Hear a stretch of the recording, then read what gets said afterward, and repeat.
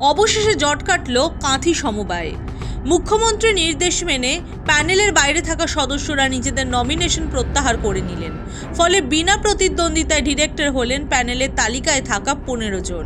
প্রতিক্রিয়ায় কাঁথির বর্ষিয়ান তৃণমূল নেতা অখিলগিরির দাবি, যারা মনোনয়ন তুলে নিলেন তারা দলনেত্রীর নির্দেশে নিজেদের সিদ্ধান্ত বদল করেছেন। তাদের শুভেন্দুবাবুর লোকজনেরাই ভুল বুঝিয়েছিলেন। আমাদের যারা 15টা আসনে 26টা মনোনয়নপত্র জমা পড়েছিল ডাইরেক্টর হিসাবে, পরিচালক মণ্ডলীর সদস্য হিসাবে, তাতে আমাদের 15 জন অফিসিয়াল প্যানেল ছিল রাজ্য তৃণমূল কংগ্রেসের। কেউ কেউ ভেবেছিলেন বোধহয় এই প্যানেলটা ঠিক নয়, তাই তারা নমিনেশন করেছিলেন এবং আবার আরও কিছু অতিরিক্ত মানুষ তারা নমিনেশন করেছিলেন।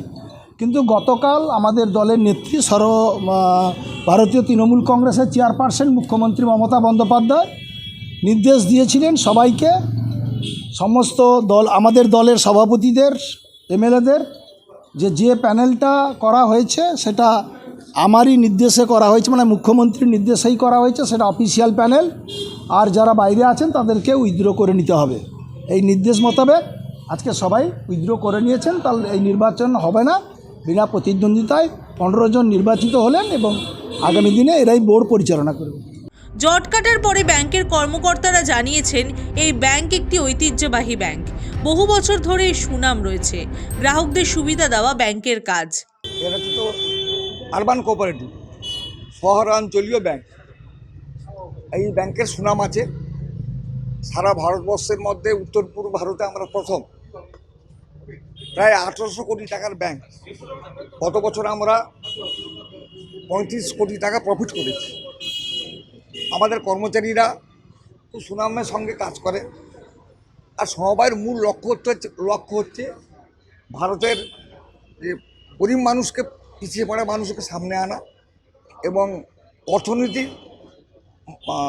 মজবুত করা, এটাই মূল কাজ। আর আমাদের কাজ হবে শেয়ার হোল্ডারদের স্বার্থ রক্ষা করা আর অর্থনৈতিক প্রতিষ্ঠানকে আরও সমৃদ্ধি করা, এটাই আমাদের মূল কাজ হবে।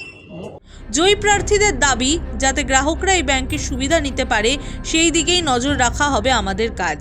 গ্রাহকদের একথাই বলবো যে আমাদের পূর্ব ভারতের সবথেকে অগ্রণী ব্যাংক হচ্ছে কাঁথি কোঅপারেটিভ ব্যাংক।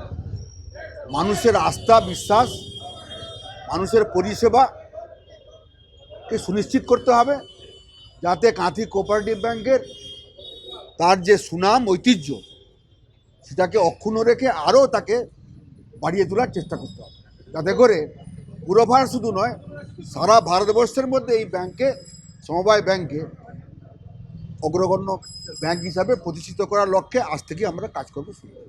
গত দুদিন আগে কাঁথি কোঅপারেটিভ ব্যাংক নিয়ে ধুন্ধুমার পরিস্থিতি হয়েছিল।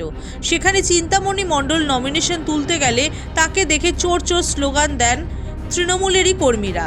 তাদের দাবি, চিন্তামণি মণ্ডল শুভেন্দু ঘনিষ্ঠ, তিনি দলের মধ্যে বিভাজন করতে চাইছেন।